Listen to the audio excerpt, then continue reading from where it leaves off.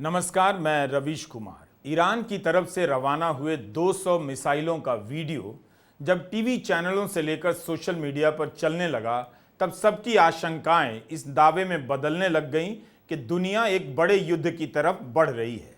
हम इस सवाल के साथ ही आज इस वीडियो के मैदान में उतरे हैं।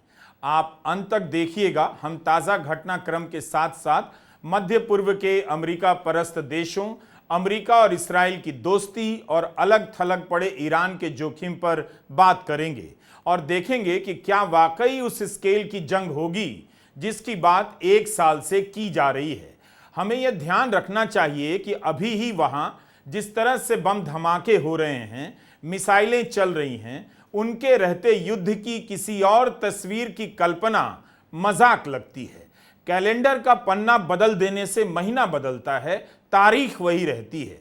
अमेरिका ने कहा है कि ईरान ने इस्राइल पर जो मिसाइलें दागी हैं उसकी पूरी दुनिया निंदा करे। चूंकि अमेरिका जी ने कहा है, इसलिए आप जहां भी हैं, अगर बाथरूम में हैं, ये वीडियो देख रहे हैं, तो नहाते नहाते या नहाने से पहले निंदा कर दीजिए। गोलगप्पे गटक रहे हैं तो गटकने से पहले निंदा कर दीजिए, क्योंकि अमेरिका जी ने कहा है। एक साल से गजा में इस्राइल बमबारी कर रहा है। निंदा तो अमेरिका ने भी की, मगर इस्राइल को अरबों डॉलर के साथ साथ हथियारों की सप्लाई के लिए अमेरिका की भी निंदा हो रही है। दुनिया भर में अमेरिका की निंदा हुई और अमेरिका में भी अमेरिका की निंदा हो रही है। अमेरिका के कई विश्वविद्यालयों में पर्दे के पीछे से युद्ध को भड़काए रखने, चलाए रखने की अमेरिका की नीति की निंदा हो रही है। आज दुनिया में कोई भी ऐसा नेता नहीं है जो निंदा करने से ज्यादा कुछ कर सके। फिलहाल कच्चे तेल के दाम बढ़ने लग गए हैं। जो लोग मोदी जी के लिए 500,000 रुपए लीटर पेट्रोल भराने की इच्छा रखते थे, उनके लिए यह सुनहरा अवसर हो सकता है। ईरान कह रहा है वह व्यापक युद्ध में दिलचस्पी नहीं रखता है। अमेरिका से कह रहा है कि इस युद्ध में ना उतरे। यूक्रेन के खिलाफ युद्ध करने वाले रूस ने शांति की बात की है। कमाल है। अमेरिका कह रहा है कि ईरान को कीमत चुकानी पड़ेगी। इस्राइल ने संयुक्त राष्ट्र के अध्यक्ष को अस्वीकार्य घोषित कर दिया है, पर्सोना नॉन ग्रेटा, और इस्राइल में उनके प्रवेश पर पाबंदी लगा दी है। इस्राइल कह रहा है कि दक्षिण पश्चिम लेबनान के गांव खाली कर दिए जाएं। ठीक यही गजा के समय इस्राइल की भाषा थी, जब कहा करता था 20 लाख लोग उत्तर से दक्षिण की तरफ चले जाएं।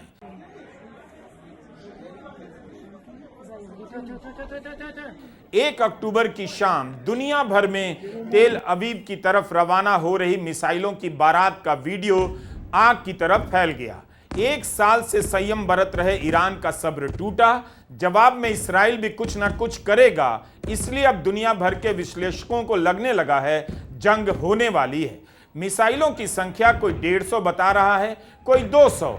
ईरान का दावा है 90% मिसाइलें टारगेट पर लगी हैं। बैलिस्टिक मिसाइलों की रफ्तार क्रूज मिसाइलों से तेज होती है। कहा जा रहा है 12 मिनट में ईरान की सीमा से इस्राइल की राजधानी तेल अवीव तक पहुंच गई। इससे पहले अगर क्रूज मिसाइल या ड्रोन से हमले की कोशिश हुआ करती थी तो इस्राइल को उसे निरस्त करने का समय मिल जाया करता था, मगर बैलिस्टिक मिसाइल काफी तेज होती है। हालांकि इस्राइल के पास मिसाइलों को रोकने के लिए एंटी मिसाइल सिस्टम है, तो उसे कोई खतरा नहीं, मगर इस बार ईरान की कई मिसाइलों ने उसके आयरन डोम कहे जाने वाले सिस्टम को भेद दिया है। इस्राइल ने दावा किया है कि हमले में जान माल का कोई नुकसान नहीं हुआ, मगर उस इलाके में इस्राइल पर इतनी मिसाइलें दाग कर ईरान ने उसे चुनौती तो दे दी है। इस्राइल के प्रधानमंत्री नेतन्याहू ने कहा है कि ईरान ने बहुत बड़ी गलती कर दी, उसके हमले नाकाम कर दिए गए, अब कीमत चुकाने की बारी है। इस्राइल के अनुसार ईरानी हमले में कोई मौत नहीं हुई। इस्राइल के सैन्य बेस टारगेट किए गए, ये ईरान का दावा है, और अमेरिकी बॉम्बर जेट की एक पलटन तबाह कर दिया गया। हालांकि इसकी आधिकारिक पुष्टि इस्राइल की तरफ से नहीं की गई है। क्या इसे ऐसे देखा जाए कि ईरान का हमला विफल हो गया, या फिर ईरान ने इस तरह से हमला किया जिसमें आम आबादी को नुकसान ना हो और युद्ध ना भड़क जाए? पश्चिमी मीडिया में ज्यादातर आपको इस्राइल के समर्थन में बात करने वाले पत्रकार मिलेंगे और उस इलाके में कवरेज की क्षमता उन्हीं की है। अमेरिकी मीडिया के सवालों में अक्सर ईरान खलनायक ही होता है। अमेरिका में किसी भी दल का नेता हो, इस्राइल को लेकर एक ही बात करता है, इसलिए हमेशा इस्राइल का ही पक्ष और दर्द आपको दिखेगा। बाकी लेबनान से लेकर ईरान तक ऐसे पेश किए जाते हैं जैसे इनके अस्तित्व का कोई मतलब नहीं, इन्हें मिटी जाना चाहिए।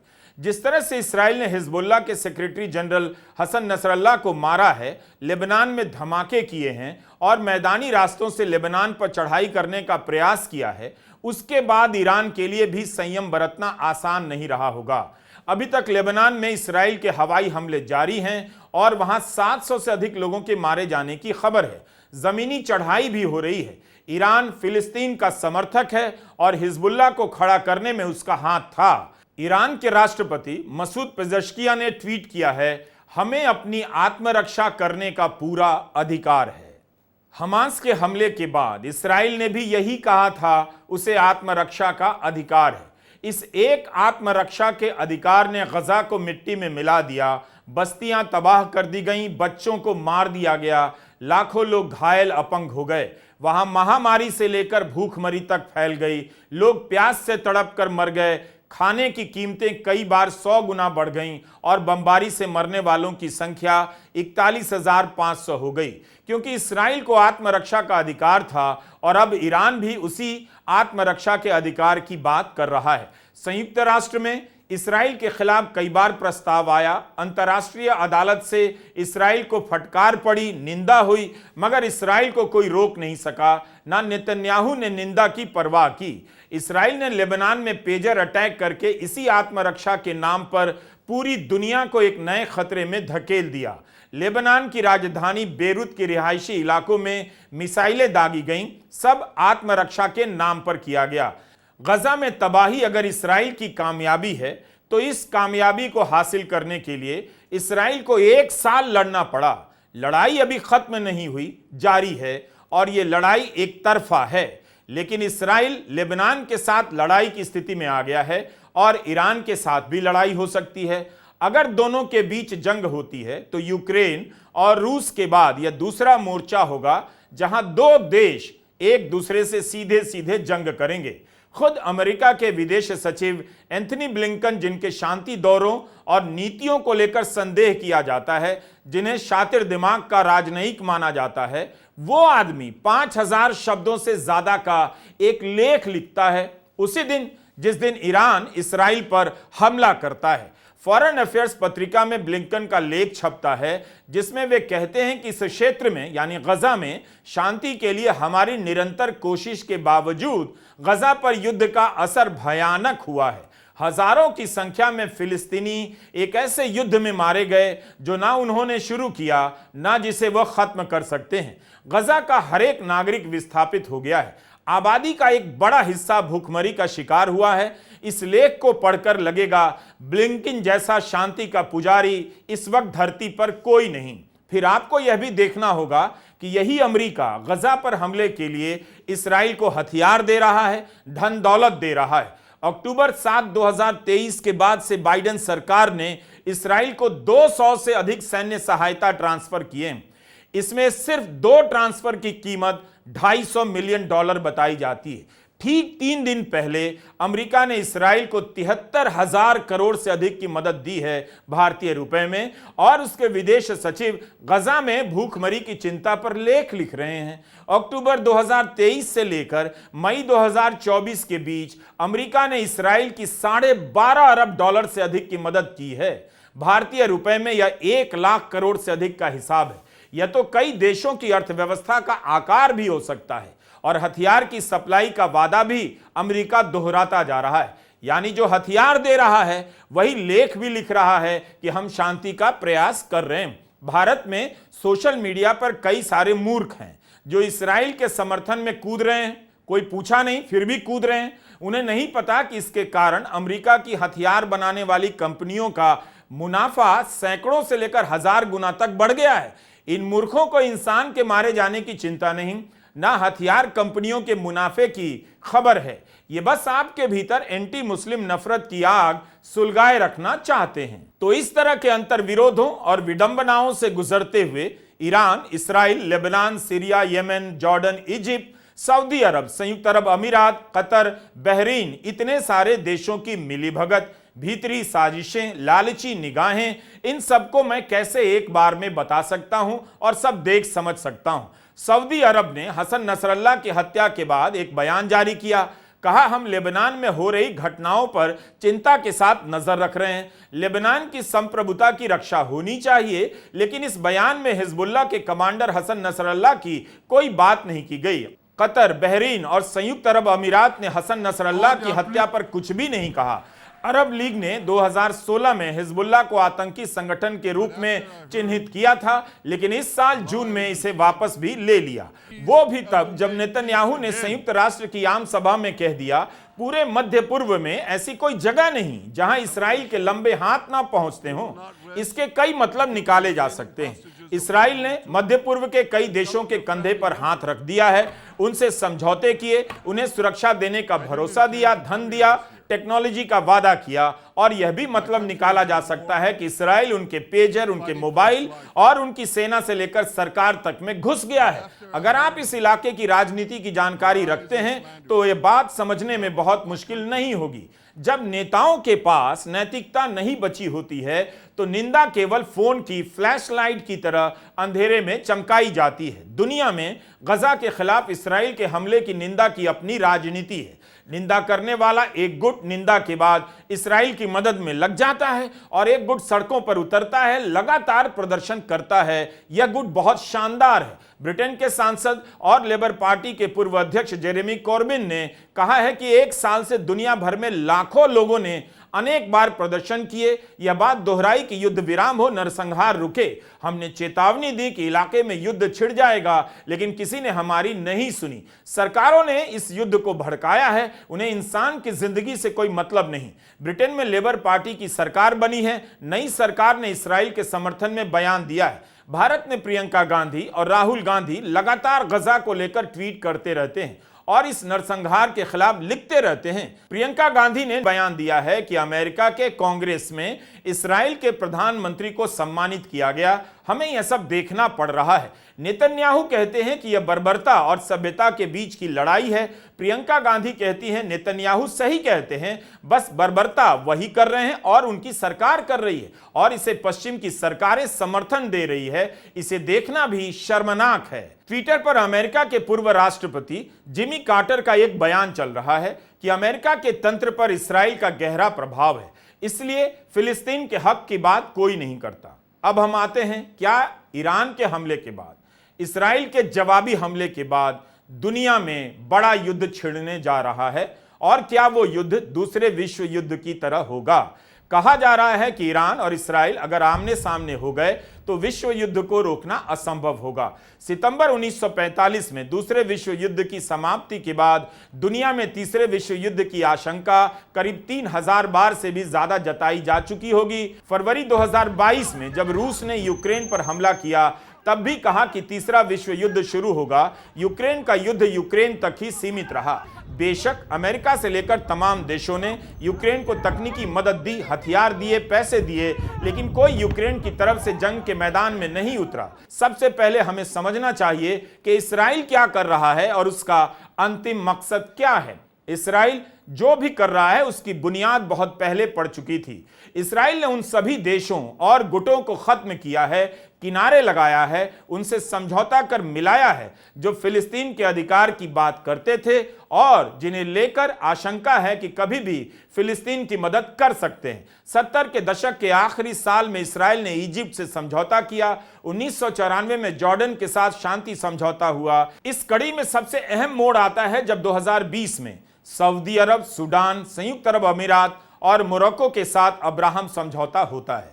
इन समझौतों से हुआ यह कि फिलिस्तीन के समर्थक देश एक एक कर इसराइल के खेमे में आ गए और उनके लिए फिलिस्तीन का मुद्दा पीछे होता चला गया, क्योंकि उन्हें इसराइल से तकनीकी समर्थन चाहिए था। इसराइल ने एक एक कर अरब देशों के बीच घुसपैठ बनाई, फिलिस्तीन को लेकर उनके समर्थन को रस्मी बना दिया, कमजोर कर दिया। कहने के लिए फिलिस्तीन की बात अरब देश कर देते हैं, चुनौती, चेतावनी वगैरह जारी कर देते हैं, फिर चुप होकर बैठ जाते हैं। तो सबसे पहले यह समझना होगा कि क्या अरब देशों के लिए फिलिस्तीन इतना बड़ा मुद्दा है कि वे युद्ध में कूदेंगे? क्या वे अमेरिका के खिलाफ जाकर इसराइल से लड़ेंगे? क्या उनके पास इसराइल और अमेरिका से लड़ने के लिए सैनिक क्षमता है? आपको जवाब मिल जाएगा। विश्व युद्ध के स्केल का युद्ध तब तक नहीं होगा जब तक अरब देशों में युद्ध में उतरने का जोखिम नहीं होगा, जो कि फिलहाल नहीं लगता। जरूर धार्मिक आधार पर वे इस्राएल को ललकारते रहेंगे, रैलियां भी होंगी, लेकिन इसके बाद सभी अपने अपने कारोबार में लग जाएंगे। जैसा कि गजा पर हमले के कुछ दिनों तक बोलते रहने के बाद सभी चुप हो गए। अरब देश इस्राएल और अमेरिका के साथ व्यापारिक, सामरिक और कूटनीतिक जाल में फंस गए हैं। यही कारण है कि ईरान के सुप्रीम लीडर अली खामेनेई अरब देशों और मुस्लिम उम्मा के इकट्ठा होने की बात करने लगे हैं। लेबनान में हुए पेजर हमलों के बाद उन्होंने कई बार ट्वीट किए।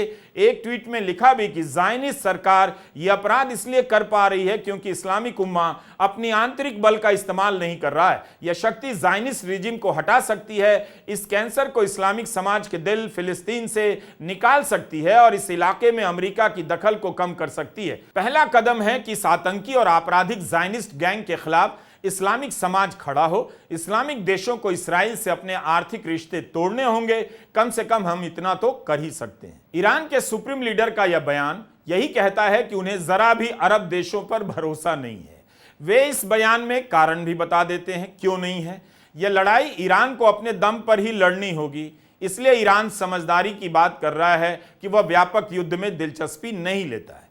मगर 200 मिसाइलें दागने के बाद इस्राइल कुछ ना कुछ तो करेगा अपनी जनता को दिखाने के लिए और दुनिया को भी। अगर व्यापक युद्ध हो गया तो सबको अमेरिका के पीछे ही आना होगा। इस्राइल कई स्तर पर फिलिस्तीन समर्थक शक्तियों को निपटा रहा है लंबे समय से। इसे आप नोट कीजिए। फिलिस्तीनी समर्थक मिलिशिया को भी, जो नॉन स्टेट एक्टर कहे जाते हैं, तमाम देशों से इस्राइल खत्म करता रहा है। इसी कड़ी में इजिप्ट में फिलिस्तीन के समर्थक मुस्लिम भाईचारे को तोड़ने का काम किया गया। 2011 में इजिप्ट में मुस्लिम ब्रदरहुड की सरकार गिरा दी गई, जो फिलिस्तीन समर्थक मानी जाती थी। इसके अलावा फिलिस्तीन की आंतरिक शक्तियों को भी तोड़ दिया गया। फतह और हमास को अलग किया गया। वेस्ट बैंक पर फतह के नेतृत्व को स्वीकार किया और गजा में हमास की। इस तरह फिलिस्तीन की राजनीतिक शक्तियां दो हिस्सों में बंट गईं। इसके बाद इस्राएल फतह से बातचीत करता है, नजदीकियां बढ़ाता है और फिलिस्तीनी अथॉरिटी को कमजोर करने लग जाता है। हमास और फतह के बीच टकराव बढ़ने लग जाता है। इस्राएल फतह को वास्तविक प्रतिनिधि घोषित करता है और एक शर्त रखता है, एक समझौता करता है कि हमास को टारगेट करने के लिए फतह को इस्राएल की मदद करनी होगी। 1 दशक तक यही सब चलता रहा। इस बीच ईरान की तरह हमास भी बेसब्र होने लगा। हमास ने अक्टूबर में हमला कर दिया। अब इस्राएल ने उसकी शक्ति को पूरी तरह से कुचल दिया है। हमास के पास इस्राएल को रोकने की कोई क्षमता नजर नहीं आती। कहा जा सकता है कि इस्राएल ने काफी हद तक हमास को समाप्त कर दिया है। लेबनान में हिजबुल्लाह एक मजबूत फिलिस्तीनी समर्थक सैनिक गुट था, जिसके बड़े नेताओं को इस्राएल ने समाप्त कर दिया। पूरे इलाके में ईरान अब एक अकेला ऐसा देश है जो फिलिस्तीन की बात करता है।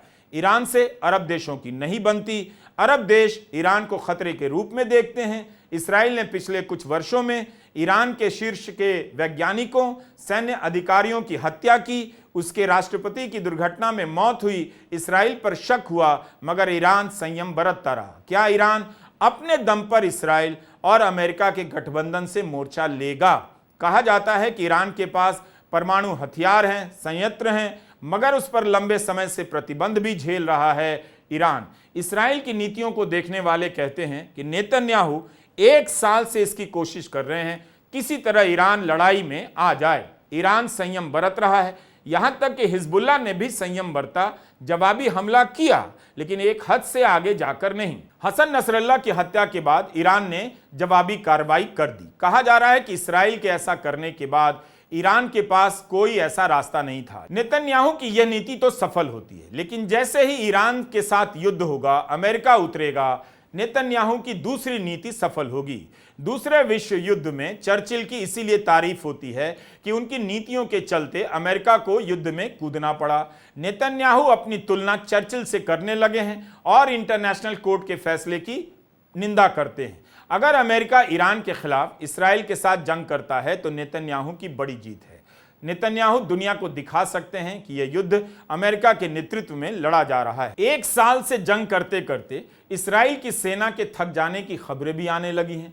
इस्राएल के खुद के सैन्य अधिकारियों के हवाले से रिपोर्ट छपी है कि गजा में तैनात सिपाही थक गए हैं, चूर चूर हो गए हैं। क्या ऐसे में इसराइल एक साथ Hamas, Houthi, west bank, Lebanon, Iran के साथ मोर्चा खोल सकता है? एक तर्क यह भी है कि ईरान ने इसराइल को 1 साल तक थकने दिया, अब आक्रामक होकर जवाब दे रहा है। ईरान इस लड़ाई में अभी नया है, इसराइल 1 साल से लगा हुआ है, थक चुका है। ईरान के सैनिक अभी थके नहीं है, फिर भी ईरान क्या अपने आप को इतने बड़े खतरे में डालेगा? यह वीडियो तेहरान का है। यहाँ की सड़कों पर सामान्य रूप से ट्रैफिक देखी जा सकती है। कई वर्षों से प्रतिबंधों का सामना कर रहा ईरान क्या अपने नागरिकों को युद्ध के खतरे में झोंकने की कोशिश करेगा? यह सबसे बड़ा सवाल है। लेकिन इसराइल पर मिसाइलें दागकर ईरान ने अपनी जनता के बीच दिखाने का प्रयास तो किया है कि वह जवाब दे सकता है, जंग लड़ सकता है। यह फोटो तेहरान की एक इमारत का है। ईरान ने अपने हमले की तस्वीर का पोस्टर निकाला, एक इमारत पर लगा दिया, जनता को दिखाने के लिए कि इसराइल पर कार्रवाई की है। लेकिन क्या ईरान जंग करेगा? और जंग होगी तो इसराइल और ईरान के बीच ही सीमित रहेगी या इसका दायरा पहले से बड़ा हो जाएगा? फिलहाल अगले 48 घंटों में स्थिति साफ होगी कि युद्ध के हालात किस तरह के बनते हैं। हम नहीं कह रहे कि युद्ध होगा या नहीं, हम बस इन सवालों के हिसाब से देखना चाहते हैं। जो होगा वो क्यों होगा, होगा तो क्या होगा, जो नहीं होगा क्यों नहीं होगा। दोपहर के वक्त अल जजीरा पर खबर आई कि हिजबुल्लाह ने इसराइल के हाइफा शहर पर मिसाइली हमला किया है। अब हम आते हैं नेतन्याहू के हाल के संबोधन पर। हसन नसरल्लाह की हत्या के 3 दिन बाद 30 सितंबर को इसराइल के प्रधानमंत्री नेतन्याहू ईरान की जनता को संबोधित करते हैं और कहते हैं कि ईरान की सरकार ही दोषी है पूरे मध्य पूर्व को युद्ध में झोंकने के लिए। शांति तभी होगी जब ईरान की जनता को तानाशाही से आजाद किया जाएगा। 3 मिनट के इस वीडियो का कंटेंट करीब करीब वैसा ही था जब अमेरिका के तत्कालीन राष्ट्रपति बुश ने 2003 में इराक की जनता को संबोधित किया और कहा कि तानाशाही से मुक्ति दिलाएंगे और उनके अच्छे दिन आएंगे जो आज तक नहीं आए। ब्रिटेन की सरकारी जांच में यह निकल कर आया कि सद्दाम हुसैन के पास कोई रासायनिक हथियार नहीं था। इसे लेकर अमेरिका और ब्रिटेन ने झूठ बोला और लाखों लोग मार दिए गए। इराक में जरूर सद्दाम विरोधी जमा हो गए, लेकिन वह देश आज तक खड़ा नहीं हो सका। अक्सर ईरान और मध्य पूर्व के देशों को शिया और सुन्नी के खांचे में दिखाया जाता है, मगर यह लड़ाई बहुत आगे की है। अमेरिका इसराइल के साथ ईरान से बदला लेने का ऐलान कर रहा है, बार बार यही कह रहा है ईरान को छोड़ा नहीं जाएगा। इसराइल दावा करता था कि उसकी हवाई सीमाओं में कोई भी नहीं घुस सकता है। ईरान ने इस मिथक को ध्वस्त कर दिया। इसराइल धमकी दे रहा है, उसके बदले की कार्रवाई का अंजाम क्या होगा कोई नहीं जानता। नेतन्याहू ने पूरी दुनिया को फंसा दिया है, उसके सामने पूरी दुनिया मजबूर नजर आती है। टर्की ने इसराइल को चेतावनी दी है और लेबनान का समर्थन कर दिया है। जर्मनी ने अपने नागरिकों से ईरान छोड़ने की अपील की है। अगर ईरान और इसराइल के बीच युद्ध होता है तो तबाही कम बड़ी नहीं होगी। ईरान क्या इसे रोक पाएगा? क्या इसका मुकाबला कर पाएगा? जब भी ईरान का नाम आता है, इसराइल, अमेरिका और मध्य पूर्व के देश एक ही जुबान में बात करते हैं। क्या ईरान के खिलाफ जब युद्ध होगा यह समीकरण बदलेगा? फिलहाल इसकी संभावना कम लगती है। ईरान और इसराइल के बीच जंग हो गई तो उसका असर और अंजाम भयानक होने जा रहा है, यह तय लगता है। मीडिया रिपोर्ट में कुछ एक जगहों पर पढ़ने को मिला कि इसराइल ने गजा पर 70,000 टन से भी अधिक बम गिराए हैं। यह आंकड़ा जून 2024 का है, किसी भी बड़े युद्ध की तबाही से कम नहीं। एक छोटे से हिस्से में 70,000 टन से अधिक बम गिराए गए हैं। हम चूंकि इस विषय के एक्सपर्ट नहीं हैं मध्य पूर्व के, तो हमारे विश्लेषण में निश्चित ही कमियां होंगी। मगर जब दुनिया के एक बड़े हिस्से में एक नए मोर्चे पर युद्ध का खतरा मंडरा रहा हो, वहीं पर पहले से बमबारी हो रही हो जिसमें लाखों लोग घायल और अपंग हो चुके हों, हजारों मारे जा चुके हैं, तो इस पर बात करने के लिए एक्सपर्ट होने तक का इंतजार नहीं कर सकता। बम गिराने वाले मानवता के साथ इतनी गलतियां किए जा रहे हैं, कोई रोक नहीं रहा। मुझे पूरा यकीन है आप मेरी 2-4 गलतियों को माफ कर देंगे, सहजता से लेंगे। नमस्कार, मैं रवीश कुमार।